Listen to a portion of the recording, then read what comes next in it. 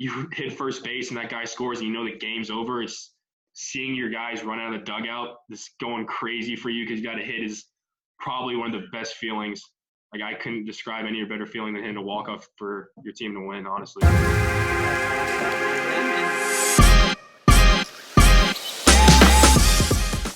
Good morning, Hatter family. Oh, what another beautiful day for Coffee with Hats. I'm the man with the questions, Mark Mashad Jr. And this morning, we're going to bring to you Eric Foggo. He's been a utility player over the last 3 years for Stetson baseball. And this morning, we're going to sit down and talk transitioning into college, being in the moment, and how he's grown over the last 3 years at Stetson. And don't miss the end of our episode, where I'm going to ask Eric some quick hitters in a little segment we like to call 3 Strikes. So let's not waste any more time and get right into it with Stetson Hatter, Eric Foggo. Hey, welcome back, everybody. We're into the second episode of Coffee with Hats. I'm Mark Mashad, and very excited to bring to you today Stetson Hatter, first baseman, third baseman, dabbled a little bit in the outfield, a little bit in DH, Eric Foggo. Eric, welcome to the show. Thanks, Mark. Happy to be here. Got my good cup of coffee. Awesome. You got that Colony PD mug going? Yep. My dad's from Albany, so he's got a lot of family up there, and one of his buddies is in the Colony PD, so we got a mug from up there. Okay, awesome. That's great, man. That's cool. I didn't know he was from up there. That's pretty cool. How did you guys get down into how did he end up getting to South Carolina? Well, he met my mom up there at school, and he basically grew up there, but my grandparents ended up moving down to South Carolina, and he has 3 other brothers, and they all are up north, so he wanted to be being the youngest, he wanted to be closer to my grandparents, to help them out and not be too far away, just in case something were to happen. It'd be close. And you've been in South Carolina all your life? Yep, born and raised on Hilton Head. Awesome. 20 years. So can you tell us what was growing up in Hilton Head, South Carolina like? It was different from a lot of places. Growing up on a pretty small island, going to a high school of about 1,000 kids. It was quite different, but growing up, it was basically just the beach, playing golf, basically vacation. People vacation here, and I live here. But it's just a beautiful place to grow up. I mean, now that I'm older, I'm starting to experience it a lot more, and I wouldn't want to grow up anywhere else. Yeah, and now that you've had an experience of being away for an extended period of time in college, you now actually probably can appreciate what you had growing up, right? Yeah, I'm so grateful for it. I took advantage of it when I was younger. I didn't really think too much into it, but going seeing other places and seeing how, I wouldn't say how much nicer it is, but how much more, I guess, the local feel, like being at home, and it's awesome. Yeah. So talk to us about sports. What did you play in when you were younger? Did you play multiple sports? When I was very young, I actually played soccer and golf a lot, and I played baseball whenever I could. But when I got older, into middle school, I played football, basketball, and baseball, and I kind of cut golf out because of baseball, and soccer was too much running. And when I got into high school, I kind of just became a 2-sport athlete, basketball and baseball. My dad played basketball in college, so I kind of learned. So where did he play? Where did he play at? St. Rose. It's a Division II in, I think, Albany. Okay, cool. Albany area. So I kind of learned the game through him, and I actually really loved basketball, playing basketball in high school. It was different than baseball. I mean, don't get me wrong, I love baseball, but being able to run up down the court for basketball was just awesome. And I played for my 4 years in high school, and I still miss it a little bit, but baseball is my future, so I stuck with that. So, all right, let me ask you this. I know, and I don't know exactly how this all worked. There is a connection for you in summer baseball with Coach Mercadante, who is our recruiting coordinator and our hitting coach. Yep. right now, right? So how did that connection happen from Hilton Head, South Carolina, and Coach Mercadante being in Orlando, Florida?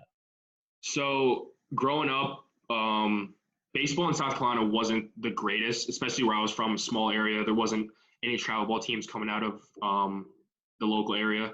So I basically grew up playing travel ball in Georgia and Florida. I played in Georgia probably up till I was 12, but excuse me, some guy found me playing for this team in Georgia, and I ended up playing for this team in Florida from Orlando called the Central Florida Gators. And we had kids from all over the country on our team. We had kids from Arizona, North Carolina, Jersey, California, and it was just basically the coach had guys from all over, basically the best of the best. And I want to say my first year or two there, I don't remember if he was a coach there. I think he became a coach when I was probably like 14 or 13. Mm-hmm. And he was my coach all through summer ball, and I would play with him every summer. And going into my senior year of high school, I was uncommitted. I didn't have any place to go, and Merck didn't have the job yet at Stetson. So I remember I found my way to a camp at Stetson the winter of my senior year, in the middle of basketball season, actually. And this camp actually only had 7 guys at the Melching Field, and it was funny because there was also Jake Murphy was also at that camp, and Mark Johnson was also at that camp. So I met both of them way before they were even at school. So that was cool, and I went there and I played pretty well, and Trent offered me a scholarship, and I took it because there was nothing left. I was in basketball season. It was getting pretty late, and I took a chance. 2 months into, I think it was June, like a month or two after, or actually a couple months after I committed, Trim called me and told me that they hired Merck as the assistant coach. And I was like, wow, I never thought that would happen. So now it's on, I want to say 7 years of playing with him. So it's nice to have someone around, but the way he coaches at school is a lot different than the way he coaches our travel ball team. Yeah, that can be, once you get to the college game, it can kind of be quite an awakening, right? Yep. Things get a little bit different. Tell us about the transition from summer ball, like, playing South Carolina high school baseball, summer ball, then to Division I college baseball. I kind of playing for that travel team with Merck. It was we played against the best of the best. I mean, we had 6 guys on that team that were first rounders in 2018. So I was able to compete at a pretty high level. I mean, I wasn't at their level yet, but the transition from high school and then that summer to freshman year kind of helped me out a little bit. But I wasn't where I was then, where I am now. So I think it made it a little bit easier, but being on the field with that 2018 team, with those guys that we had, I mean, 5 major league arms, like playing against them and, having people help me every day kind of jump-started a little bit. Cool. Yeah, no, it must have been a really good experience to come awesome. Into that 2018 year. Awesome. And that's awesome. Talking about college, I want to pull up a little clip here. I'm going to try to share the screen. This is the first time I've ever done this. Okay. We're going to share this screen. And so what you're going to see here is you have had multiple. Does this picture look familiar? Yeah, that was this year. You've had multiple walk-off hits in your career. And I was hoping that maybe you'd be willing to expand on what it's like stepping up to the plate in that situation, where your preparation and how you've gone about it, going up to the plate to hit in that scenario. And then, take us into what it's like after that, after the fact, when you got guys spraying you down with water and jumping all over you, having the thrill of a lifetime. Yeah. Going into it, I think every guy loves to be in this situation. The guy to win the game for the team. It's not really, I'm not going out there to try to hit a home run for myself. I just love the feeling of getting that hit, whatever it is. If it's a bunt, a ball in the gap, it's just that feeling of your team like being there for you and winning for your team is awesome. And nothing changed. It's a normal at bat. I mean, there's a little more pressure, and you can feel the pressure when the game's tied in that situation, and you can feel yourself like wanting to get away from yourself and try to do something big. And I've done that before. I've had a couple of times where I felt like I needed to do more, or I did more than I should have, and I wasn't successful in that situation. But the times that I treated it like a normal at bat. Went up there pretty calm and just looked for a pitch to hit, and it was always pretty successful. And a couple of those walk-offs weren't like great hits. I remember two of them. I got jammed both times. They fell over the second baseman's head. I mean, whatever works. And then when you hit first base and that guy scores and you know the game's over, it's seeing your guys run out of the dugout, just going crazy for you because you got a hit is probably one of the best feelings. Like, I couldn't describe any better feeling than hitting a walk-off for your team to win, honestly. That's awesome, man. And like you talk about the hits, like who cares, right? And that's the game of baseball, right? Like you probably square balls up all the time and they're caught as line drives and as outs, where you've done everything right and you've done everything that you possibly can, but the end result is not what you want. And then you go and you have the end result that you want, and it's not necessarily the ideal contact or the ideal scenario that happens for you. So that, I mean, that has got to be the thrill of a lifetime. Awesome. And I think the guys enjoy too, being able to, especially John in that picture, being able to just to spray someone with water and be a child. I think they love that. Yes. Yeah, exactly right. Now, kind of moving on, and we talk a little bit about the highs and lows of the game. Like, the game is always up and down, right? And momentum is always shifting. It could be one guy could be on a high while another guy's on a low. Can you talk about some scenarios of adversity? And again, I've said this to Georgie too when we did the interview with him. Like, I really believe that facing adversity is one of those things that makes us stronger, makes us better as human beings. Nobody likes doing it and going through it when we go through it. But is there an adverse situation that you've been in that you would be willing to share with us, and how it's impacted you? Yeah. I would say last spring, coming in, I was super excited to get going and get playing. And I was I wouldn't say pushing myself too hard. I would say putting too much weight on my back, thinking I have to do this and that, and doing way too much instead of just playing the game. And I want to say through the first 15, 20 games, I was struggling. Honestly, I was struggling really bad. I wasn't hitting as well as I should have been, making a couple errors here and there in the field. And next thing I know, I find myself on the bench for a couple games. And that was kind of a huge wake-up call for me. And I had talks with some people and stuff like that. And it helped me be on the bench for a couple games. And mentally, I kind of was hurt or upset about it a little bit. But once I got through that adversity and I got another chance to play out there, I didn't skip a beat. I was able to produce like I should, and I found myself that time where I spent thinking about mentally, the mental side of it, being able to stay with it, helped me in like the long run. And I ended up having a much better second half of the year, throughout the year, helping the team. And like coming out of high school, I was mentally, most people know this, especially the guys in the team, that I struggled a little bit mentally, putting too much pressure on myself, being like a perfectionist, trying to be too perfect with everything.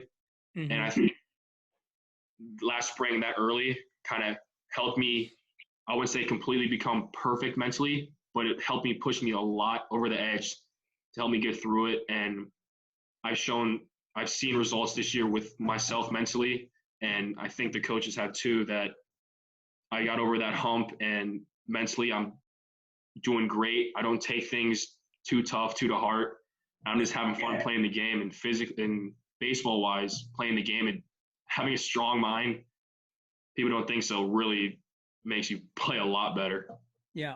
No, it's true. And you know, learning not taking things personally is a real hard thing when you put so much stock into your performance and stuff like that, and it's really kind of it's a challenge, Yeah. and that's awesome, man. And it's kind of that thing where the harder you try to do something, sometimes the thing you're trying to do the most ends up being the thing that's the hardest to do, right? Like Yeah. that Mhm. putting that pressure on yourself. Kind of rolling along those lines, what have you learned about yourself over your last 3 years at Stetson? Because I mean, this is a time where you're growing, you're maturing, your foundations have already been set, your morals are there, your values are there, you're learning about them. And in college, this is when, you know, people really learn a lot about themselves. So over your last 3 years, what have you learned about yourself? Um, I would say the biggest thing it would probably be being able to time manage myself with all the stuff that I have going on at school these past 3 years. Because the transition from high school to college, especially as an athlete, is tremendous no matter what sport you play.